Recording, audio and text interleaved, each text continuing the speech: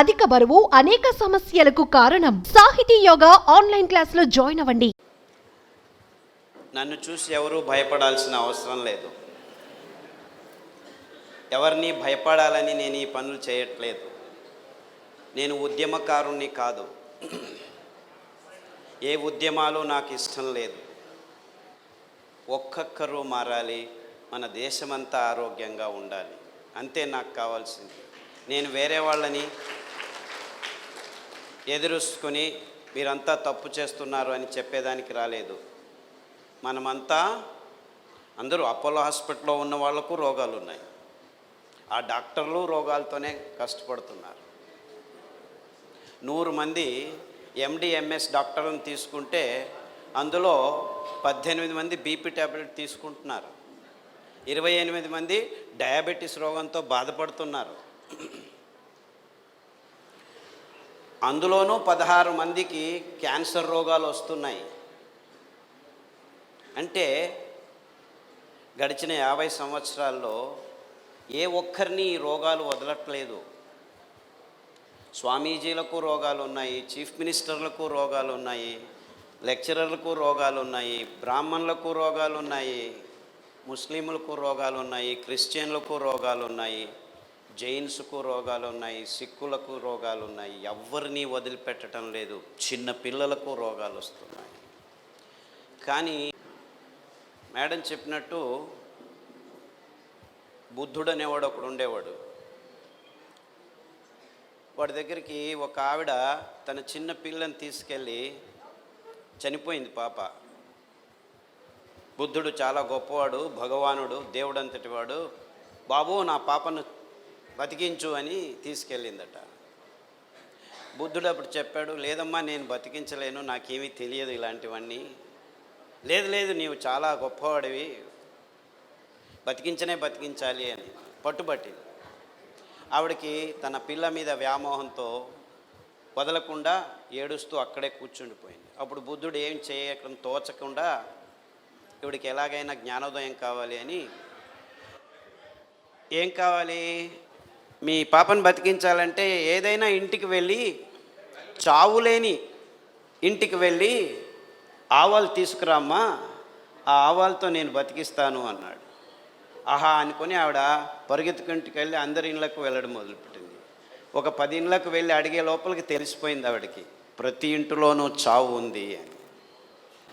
ఇదే కథ ఇప్పుడు జరిగితే బుద్ధ భగవానుడికి ఆ చావు అనే పదం అవసరం లేదు. ఏ ఇంటికైనా వెళ్ళు, డయాబెటీసు బీపీ లేకున్న ఇళ్ళల్లో నుంచి ఆవాలు తీసుకురా అంటే మన దేశం కాదు, ఏ దేశానికైనా వెళ్ళండి. అంటే ఈ రోగాలు ప్రతి ఇంటిలో ఉన్నాయి.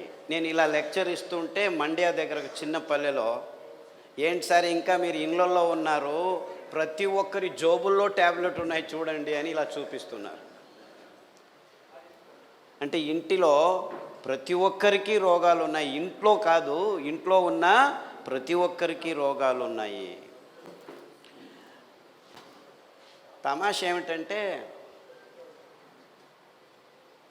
ఈ రోగాలన్నీ గడిచిన 50 సంవత్సరాల్లోనే వచ్చాయని ఈ పత్రికలు రాయట్లేదు,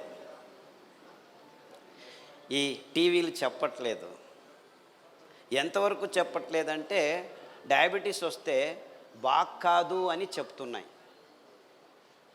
ఎంతవరకు చెప్పాయంటే, మీరు ఆఫ్రికాలో ట్రైబల్ విలేజెస్కి వెళ్ళి డయాబెటీస్ బాగు చేస్తాను నేను అని చెప్తే, వీడు పిచ్చోడు వచ్చాడు, వీడు ఇలా మాట్లాడుతున్నాడని చూస్తారు. అంటే అది ప్రపంచవ్యాప్తంగా అందరికీ తెలిసేట్టు చేశారు. డయాబెటీస్ వస్తే బాగు కాదు, it is incurable disease. BP వస్తే బాగు కాదు, ఇన్క్యూరబుల్ డిసీజ్. రొమెటిజం వస్తే బాగు కాదు, ఇన్క్యూరబుల్ డిసీజ్. థైరాయిడ్ వస్తే బాగు కాదు, ఇన్క్యూరబుల్ డిసీజ్. ఇలా ఇది రోగాల లిస్టు, బాగు కావు అనే రోగాల లిస్టు ఆంజనేయుని తోకలాగా పెరుగుతూ పోతుంది. అంటే గడిచిన 50 సంవత్సరాల్లో ఈ డాక్టర్లు, ఈ విజ్ఞానులు, ఈ విశ్వవిద్యానిలయాలు ఏం చేస్తున్నాయని ఒక్క ప్రశ్న అడిగితే ఏం చేస్తున్నాయి? ట్యాబ్లెట్లను రెడీ చేస్తున్నాయి, ఆపరేషన్ టేబుల్స్ను రెడీ చేస్తున్నాయి. మీకు గాల్ బ్లాడర్లో స్టోన్ ఉందా? రండి గాల్ బ్లాడర్ తీసేస్తాం. మూత్రపిండాల్లో స్టోన్ ఉందా? రండి షూట్ చేస్తాం. లేజర్ వచ్చింది మా దగ్గర. షూట్ చేసిన తర్వాత ఏమవుతుంది? ఇంకొన్ని రోజుల తర్వాత 7 చోట్ల కిడ్నీ స్టోన్స్ వస్తున్నాయి. నో ప్రాబ్లం, మాకు ప్రిసైజ్ షూటింగ్ తెలుసు, ఎక్కడుందో మేము మిమ్మల్ని టచ్ చేయకుండానే తీస్తాము, మళ్ళీ షూట్ చేస్తాం. ఎన్నిసార్లు షూట్ చేస్తారయ్యా?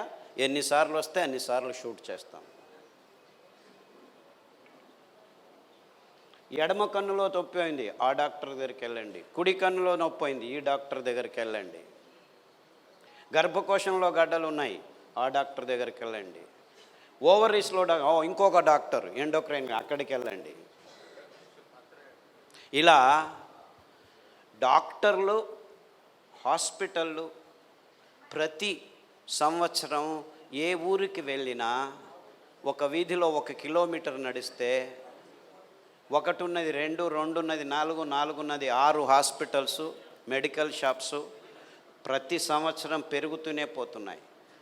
ఇది మన కర్నూలే కాదు, కడప కాదు, ప్రొద్దుటూరు కాదు, బెంగళూరు కాదు, హైదరాబాద్ కాదు, న్యూయార్క్కి పోండి, మెల్బోర్న్కి పోండి, లండన్కి పోండి, ప్రతి ఊరిలో జరుగుతున్న విషయమే ఇది. ఇంకేమీ తేడా లేదు. అంటే ప్రతి ఊరిలో ఈ డాక్టర్లు, ఈ మందుల షాపులు సంవత్సరం పెరుగుతున్నాయంటే ఈ విశ్లేషణలో అర్థం ఏమిటి? సంవత్సరం ప్రతి ఒక్క ఊరిలో రోగులు పెరుగుతున్నారు అని.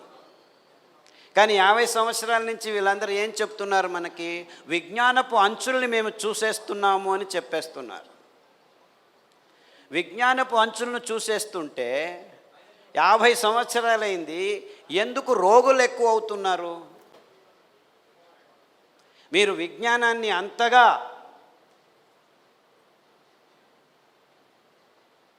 సాధించి ఉంటే ఎందుకు ఒక్క రోగం తగ్గట్లేదు? అంతేకాకుండా రోగాలు ఎక్కువయ్యేది కాకుండా రోగం వస్తున్న జనాల వయస్సు పరిమితి తగ్గుతూ వస్తుంది. 3 సంవత్సరాల పిల్లలకి క్యాన్సర్, 2 సంవత్సరాల పిల్లలకి డయాబెటీస్, 5 సంవత్సరాల అమ్మాయి ముట్టవుతోంది. ఇది రోగం కాదు. 14 సంవత్సరాలకు సహజంగా ముట్టవలసిన ఆడపిల్లలు ఇప్పుడు 7-8 సంవత్సరాలకు ముట్టవుతున్నారు యావరేజు. మొన్న నాకు ఫోన్ చేసి, మొన్న 4 సంవత్సరాల పాపకు ముట్టయింది, ముట్టు ఆగటం లేదు, ఏం చేయాలో దిక్కు తెలియటం లేదు, స్టిరాయిడ్ ఇంజెక్షన్ ఇచ్చాము, 3 వారాలకు ఒకటి ఇచ్చాము, ఒక్కొక్క ఇంజెక్షన్ 6,000 రూపాయలు, అయినా ఆగట్లేదు, 3వసారి మళ్ళా వచ్చింది, ఏం చేయాలి అని. ఏమీ చేయొద్దండి, మళ్ళా డాక్టర్ దగ్గరికి వెళ్ళకండి అని చెప్పాను, అంతే. డాక్టర్ దగ్గరికి వెళ్ళకండి, మీ ఊర్లో ఎక్కడైనా రావి చెట్టు ఉంటే ఆ రావి చెట్టు చుట్టూ తిరగండి, ఆ ఆకులు తీసుకొచ్చి రోజు కషాయం తాగండి, సామె బియ్యం పాపకు గంజి చేసి తాగించండి, పొద్దున గంజి చేసి రాత్రి తాగించండి, రాత్రి గంజి చేసి పొద్దున తాగించండి అని చెప్పాను. 3 రోజుల్లో అమ్మాయికి ముట్టు ఆగింది. 1 కాదు, 2 కాదు, 3 కాదు, ఇలా నాకు గడిచిన 10 సంవత్సరాల నుంచి వారానికి ఒకరు ఫోన్ చేస్తూనే ఉంటారు. 100 మందికి ఈ చిన్న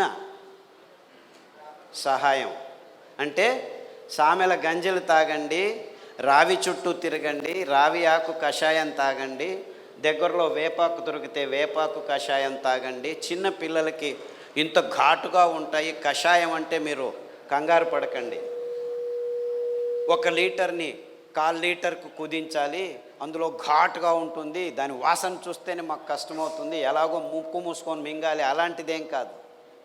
జస్ట్ 4 ఆకుల్ని నీళ్ళల్లో 4 నిమిషాలు మరిగించి వడపోసుకొని దానికి మంచి తాటి బెల్లం పాకం వేసుకొని రుచిగా చిన్న పిల్లలకు కూడా తాగించవచ్చు, మీరు తాగొచ్చు.